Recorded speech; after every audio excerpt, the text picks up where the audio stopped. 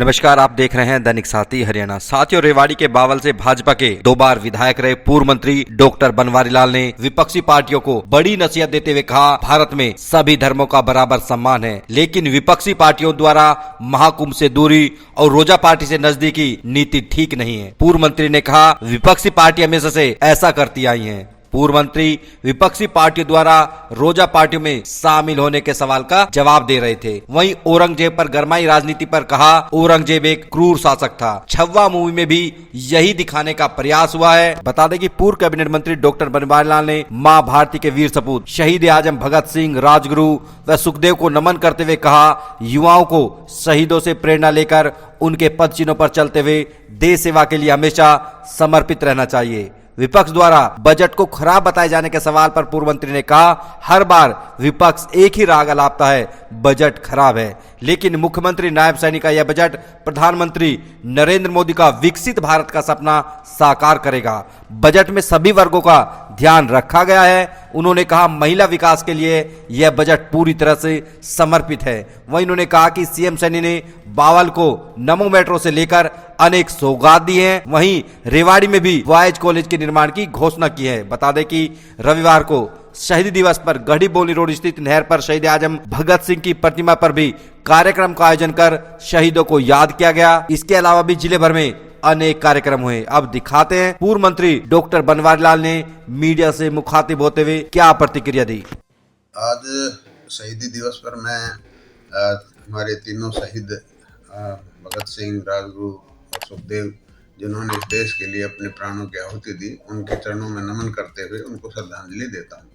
और हमारे युवाओं के लिए की प्रेरणा है कि हमारे देश की आज़ादी के लिए, देश की एकता और अखंडता के लिए हमारे जो पूर्वजों ने जो बलिदान दिए, उनसे शिक्षा लेते हुए हमें देशभक्ति की भावना, हमारे आने वाली जो जनरेशन है उसमें इसकी एक प्रेरणा मिलती है और देशभक्ति की भावना उनमें पैदा होती है। तो हमें उनके पद चिन्हों पर चलते हुए देश की रक्षा और सुरक्षा के लिए, देश की के लिए कुर्बानी के लिए तैयार रहना चाहिए। देखो, विपक्ष का हर समय यही होता है कि सरकार का बजट कुछ नहीं है, लॉलीपॉप है, फलाना है, कोई फायदा नहीं होने वाला। हर बार यही लैंग्वेज इनकी होती है।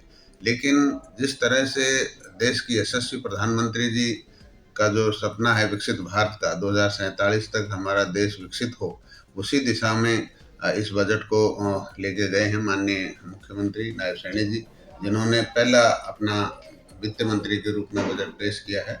उन्होंने सभी वर्गों का इसके अंदर ध्यान रखा गया है। महिलाओं के उत्थान के लिए जो हमने चुनाव से पहले घोषणा की थी कि 2100 रुपये हम देंगे जी, वो उसके अंदर रखा गया है। महिलाओं के लिए रोजगार के लिए, महिलाओं का लोन के लिए, शिक्षा के लिए, स्वास्थ्य के लिए, हर क्षेत्र में उन्होंने काम किया। हर रेवाड़ी के लिए खासकर उन्होंने एक तो मेट्रो के लिए भी कहा कि भाई हम जो RRTS जो आ रही है हमारी, उसको बावल तक लेके आएंगे।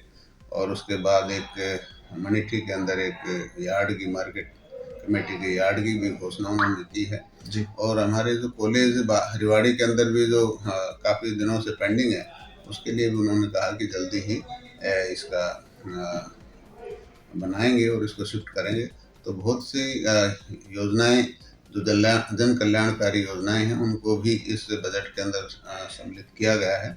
तो मैं ये कहूँगा कि ये बजट सभी वर्गों का ध्यान रखते हुए बजट बनाया गया और इस बजट से प्रदेश की एक विकास की गति मिलेगी और प्रदेश आगे बढ़ेगा। देखो, विपक्ष के लोगों का ये पहले भी रहा है और वो पता नहीं हिंदुत्व को क्यों, ठीक है भाई, हम जैसे हमारे देश के अंदर सभी धर्म बराबर हैं, ये नहीं कि भाई कुंभ से तो दूरी बनाओ और रोजा से तुम नज़दीकी बनाओ, ये गलत है। तुष्टीकरण की राजनीति है। हम ये देश, इस देश के अंदर सभी धर्मों का सम्मान होना चाहिए, सभी धर्मों के लोगों का मान सम्मान होना चाहिए। देखो, जिस तरह से अभी एक वो फिल्म आई, उसके अंदर सवा, उसके अंदर ये दिखाया गया है कि किस तरह से हिंदुओं के ऊपर अत्याचार हुए, हिंदुओं के जो मंदिर वगैरह उनको ध्वस्त किया गया।